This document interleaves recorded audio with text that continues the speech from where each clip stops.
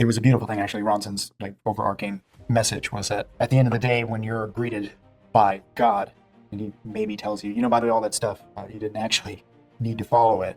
He'd still have the response that, well, this was my way of connecting with you, the closest way that I knew how. Obviously, that would be extremely valued by But God. doesn't God I mean, say if there is, do not add or subtract? No, but I suppose a lot of it comes from the ignorance, all the things that we don't know. I believe in that too. There's so many things that we don't know. We're given limited information, and there's a tremendous amount of faith that is kept in order to follow this narrative. But you look at the history, when there are Jews who are non-practicing, they end up doing terrible things. They end up doing terrible, terrible things.